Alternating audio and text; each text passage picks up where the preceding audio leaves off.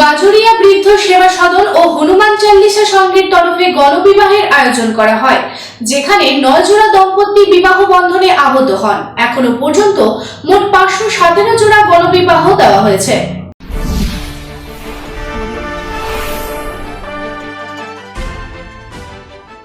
রবিবার জামুরিয়া কাটাগড়িয়া মোড়ে অবস্থিত বাজরিয়া বৃদ্ধ সেবা সাধন ও রানীগঞ্জ হনুমান চল্লিশা সংঘের উদ্যোগে গণবিবাহের আয়োজন করা হয়।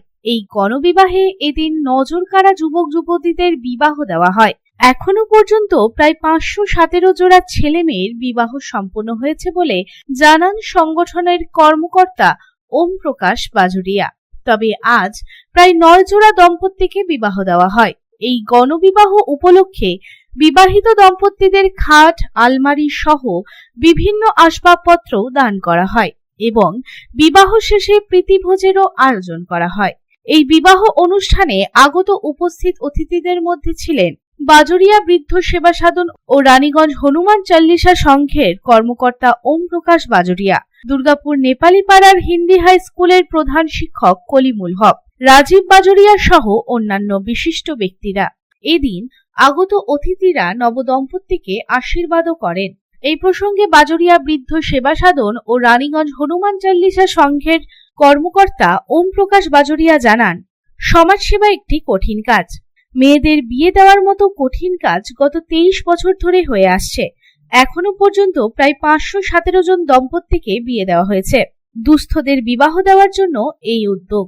মানুষ তারা 5000 দিতেও খুব কষ্ট হয়ে থাকে, এটাও আমাদের নিতে হয়। কারণ একটা মেয়েকে বিয়ে দিতে গেলে মা বাবার কোনো মনে একটা ভ্রান্তি না থাকে যায় যে আমরা গেলাম নেই, শুধু বিয়ে করে এলাম। এই ছোটোখাটো টোকন মানে নিয়ে ওদের মনে আত্মাতে শান্তি যেমন থাকে মেয়ের বাবা যে আমি দিয়ে আমার কিছু টাকা দিয়ে আমার বিয়ে করলাম। আজকে লোকখানা জোড়া বিয়া হতে চলেছে, হয়ে গেছে প্রায়, আপনারা দেখতে পাচ্ছেন, ফটো সংগ্রহ করতে পারছেন। এই প্রসঙ্গে দুর্গাপুর নেপালি পাড়ার হিন্দি হাই স্কুলের প্রধান শিক্ষক কলিমুল হক জানান, বর্তমান সমাজে দুস্থ মানুষদের বিবাহ করা অনেকটাই কঠিন কাজ। আজ 9 জোড়া বিবাহ দেওয়া হয়েছে। समाज को आगे ले जाने का काम कर रहे हैं, ये बहुत ही सराहनीय है। पिछले बार भी प्रोग्राम हुआ था, हम यहाँ पर आए थे, और इस तरह से पैसा तो सबके पास है, लेकिन सही में अगर कुछ गरीबों के लिए किया जा सके, जिसको समाज में असुविधाएं हैं उसको कुछ सुविधा दिया जा सके।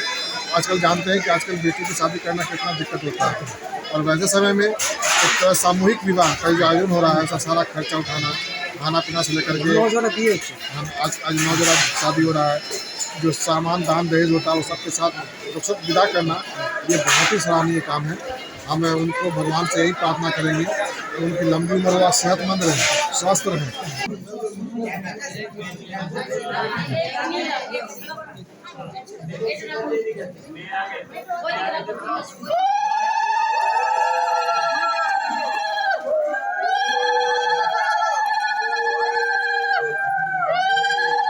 জামুরিয়া থেকে তারকনাথ মণ্ডলের রিপোর্ট, পাবলিক টাইমস।